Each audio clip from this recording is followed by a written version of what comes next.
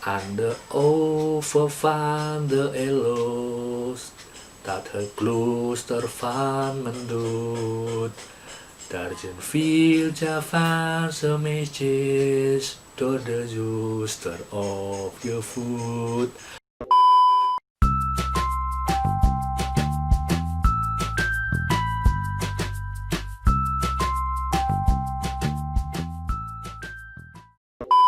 Halo, selamat pagi, selamat siang, selamat malam buat teman-teman yang menonton video ini. Selamat datang di channel Wisnu Pratama. Gimana kabarnya? Semoga kalian baik-baik aja.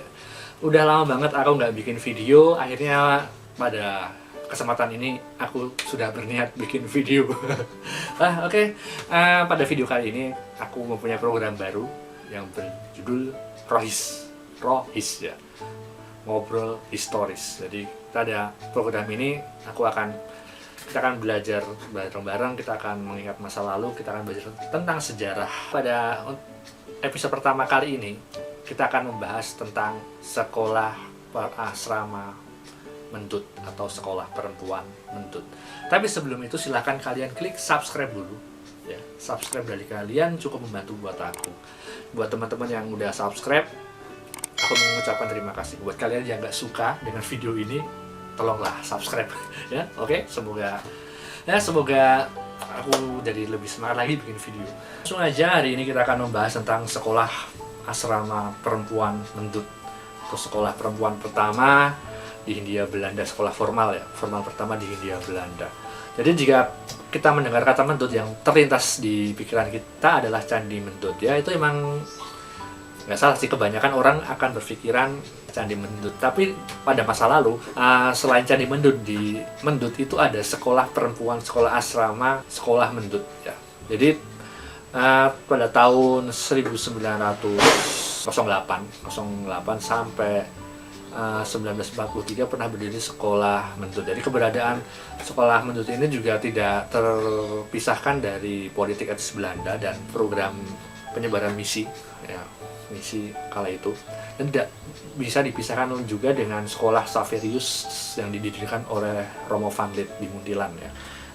Di sekolah Mendut ini berdiri tahun 1908 sampai 1943. Jadi tahun 1908 dan sehingga kedatangan Jepang, ketika Jepang datang, sekolah ini ditutup. Lokasinya ada di depan, kalau depan atau belakangnya ya, depan, karena pintu masuk candinya kan ada di depan, berarti ada di depan Candi Mendut, dan di antara Sungai Elo dan Candi Mendut. Jadi oleh sebab itu sekolah Mendut ini juga dikenal dengan sekolah pinggir Sungai Elo, di tepian Sungai Elo. Pernah ada lagunya juga ya. Pada awalnya di sekolah Mendut ini itu hanya mempunyai 2 siswa saja, diantaranya adalah putri dari Wedono Muntilan. Tapi pada perkembangannya, seiring dengan berjalannya waktu, pada tahun 1909, tepatnya di bulan Januari itu, siswa kan cowok, ini siswi, jadi ini emang khusus perempuan, jadi ada berjumlah 10 orang anak. Kemudian 10 tahun kemudian, di tahun 1919, jumlah siswi ada 250, dan pada 1939 sebelum kedatangan Jepang itu siswinya sudah ada 500-an anak. Sebenarnya di kompleks sekolah asrama Mendut ini itu terdiri dari beberapa tingkat pendidikan. Di antaranya ada TK, terus kemudian ada sekolah guru Vrobel atau TK, Vrobel Kwek School, terus ada Mulo itu setingkat SMP, jadi, dan HHS atau sekolah kepandaian putri. Dan biasanya di sekolah ini juga diajar dan dijaga oleh suster-suster dari Belanda, tepatnya dari Heitusen Belanda. Sayangnya saat ini kita sudah tidak bisa melihat sekolah Mendut ini karena sudah rata dengan tanah, sudah hancur, sudah berubah menjadi perkampungan pada tahun pasca kemerdekaan. Jadi sudah di bumi hanguskan lah kalau orang menyebutnya seperti itu. Nah, bisa kita lihat di sini ada komplek gereja. Gereja ini biasanya ada di foto-foto atau di halaman majalah dan sebagainya, misalnya gereja ini. Oh ya, ini posisinya ini ada di, kalau dari Candi Mendut dari arah Jogja ya, itu ada di sebelah kanan jalan. Arah kalau kita mau menuju ke Candi Borobudur, kemudian di bangunan di sebelah gereja ini ada ada kantor susteran, kantor suster ya di sini. Kemudian di sini juga ada komplek TK, sekolah TK. Kemudian ada HIS atau sekolah setingkat SD kala itu. Dari zaman Belanda itu di sana menyebutnya HIS, Holland Inland School. Nah, atau di sana HIS itu 7 tahun ya, 7 tahun. Kemudian ada seperti yang aku bilang tadi, di sini ada komplek Mulo itu SMP. Kemudian ada sekolah kepandaian putri. Di sini ada ruang pakaian, aula, lapangan olahraga, dan di sini ada Gua Maria. Nah, ini Gua Maria ini juga sering muncul di majalah-majalah tentang sekolah Mendut ini. Tapi sayangnya sekolah asrama Mendut ini hanya bertahan selama 35 tahun aja di Mendut ya, karena pada tahun 1943 Jepang datang, jadi sekolah ini ditutup, murid-murid dipulangkan dan para suster ini ditawan di camp interniran. Terus pada tahun 1948 pasca kemerdekaan, komplek susteran ini dihancurkan oleh warga sekitar karena mereka takut kalau sekolah ini akan dijadikan markas bagi Belanda. Dan saat ini hanya menyisakan gerbang saja. Nanti kita bisa lihat gerbang di antara gereja dan kantor susteran tadi, dan yang masih bisa kita lihat sampai saat ini. Keterkenalan sekolah susteran Mendut ini itu juga diabadikan di majalah Belanda terbitan tahun 1920-30-an lah, yaitu majalah Sint Claverbond. Sedangkan di Indonesia sendiri juga diabadikan dalam sebuah novel karya Romo Mangunwijaya ini yang berjudul Balada Dara-Dara Mendut. Ini novel terbitan tahun 93. Ini disusun berdasarkan data dari ibu-ibu yang lulusan sekolah Mendut. Pada masa lalu di sekolah suster Mendut ini juga terkenal dengan mars yang sering dinyanyikan ibu-ibu Mendut ketika reunian ya, atau ketika lagu wajib yang berjudul Aan de Oever van de Elo, atau di tepian sungai Elo. Ya mungkin nenek-nenek kalian yang pernah sekolah di sekolah Mendut ini pasti tahu. Kita coba nyanyi, tapi sayangnya sorry ya kalau suaraku jelek ya. Nadanya juga ini. Aan de Oever van de Elo, dat het klooster van Mendut. Daar zijn veel Javaanse meisjes door de zuster op je voet. Aan de Oever van de Elo, ini di tepian sungai Elo, karena emang lokasi dari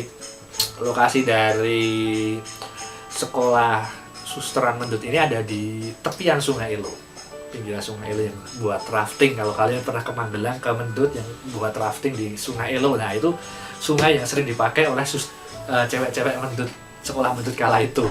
Oke, kita akan lihat dokumen seperti aku bilang tadi. Jadi keberadaan sekolah Mendut ini diabadikan dalam majalah Belanda, terbitan Belanda, yaitu yang berjudul Sint Claverbond ya, Claverbond. Jadi ini memuat tentang keadaan Mendut kala itu. Ya, kita cuma bisa melihat dari itu aja karena sekolah ini sudah rata dengan tanah dan tinggal cerita aja.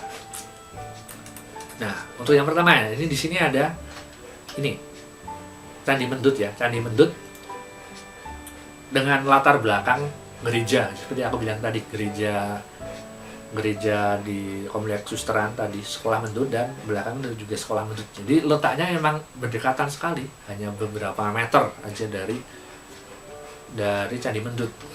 Nah, ini kedua, ini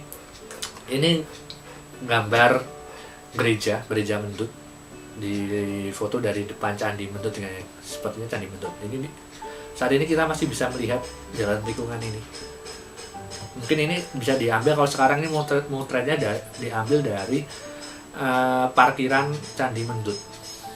Oke, next. Nah, ini gereja. Dan belakangnya ini adalah Bukit Menoreh ya. Jika kita mau menuju ke Candi Borobudur, kalian melewati Candi Mendut, kalian akan melihat ini, pemandangan ini. Dan kalau kita amati seperti yang aku bilang tadi, di sekolah pasca Bumi Hangus, kita hanya menyisakan gerbang ini aja yang bisa kita lihat. Salah satu gadis Mendutnya. Nah, ini ada foto Meisjes van de Zuster School te Mendut. Kalau dalam bahasa Indonesianya artinya Meisjes itu artinya gadis dari sekolah suster Mendut. Nah, sedikit-sedikit aku bisa Belanda ya. Oke, next lagi.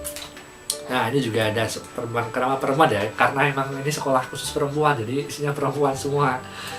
Nah, ini adalah seperti ini. Nah, ini juga sekolah, foto-foto siswi sekolah Mendut. Nah, ini juga ada foto 3 wanita. Sorry, aku nggak bisa ini. Nah, ini juga ada Meisjes van Mendut, which had verlaten der Irriting, apa ada nggak tahu. Meisjes van Mendut, gadis Mendut. Nah, ini ada foto gadis kecil sedang membawa mainan, membawa apa ini? Boneka ini ya, jangan lihat. Oke, kemudian ini ada, ini adalah suster-suster dari Van Heytussen Belanda, yaitu dari foto suster dan murid-murid di dekat Sungai Elo. Nah, ini foto ini dijadikan cover majalah Balada Darah Mendut karya Mangun Wijaya. Sama kalau kita lihat ada ini foto murid-murid Mendut di Candi Mendut ya ini. Ya, dengan latar belakang Candi Mendut bisa kalian lihat. Nah, kemudian di sini ada 3 gadis ini. Nah, ini di sini ada Romo ini apa namanya? Ada foto lagi dengan background Gua Maria, seperti yang aku bilang di awal tadi, di ada patung di Gua Maria, ada patung ini. Nah, di sini tepatnya ini ya. Nah, ini juga ada 3 gadis Mendut ini sedang berdoa di depan Gua Maria Mendut yang dipakai tadi. Nah, ini ada lagi. Nah, ini ada 3 gadis Mendut yang sedang makan Agnes Sekti. Nah, ini foto lagi gadis Mendut yang foto di depan Gua Maria. Ini juga lagi Froberg School te Mendut. Oke, next lagi ini ada 3 foto gadis Mendut dengan menggunakan payung. Nah, ini ada foto lagi di depan Gua Maria. Nah, ini gerbang yang saat ini masih bisa kita lihat. Jika ini berdiri tahun 1908, sekarang sudah tahun 2020, berarti sudah lebih dari 100 tahun. Ini adalah foto sekolah Mendut di foto dari atas Candi Mendut. Jadi kompleknya seperti yang aku jelaskan di awal tadi, di sini ada gereja, ada kompleks sekolahan juga. Di situ Mendut ini adalah kantor susternya.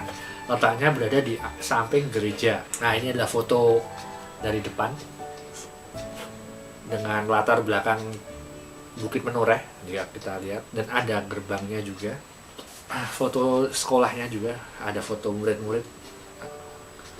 350 murid ya di sini, udah foto bareng dengan para suster di sekolah Mendut. Nah, ini ada foto di depan gereja. Nah, ini adalah sudut kelas ruangan yang ada di komplek Mendut. Bisa kalian lihat foto gerejanya Mendut saat gerbangnya masih belum tinggi ya, ini masih awal-awal pembangunan kali. Mungkin cukup ini aja dulu dari Aku terima kasih sudah menonton video ini. Semoga video ini bermanfaat dan bisa memberi informasi kepada kalian. Ambil hal yang baik dan buang yang buruk. Oke, aku Wisnu Pratama. Sampai jumpa di video aku selanjutnya. Thank you for watching this video. Bye-bye. Jangan lupa klik subscribe ya.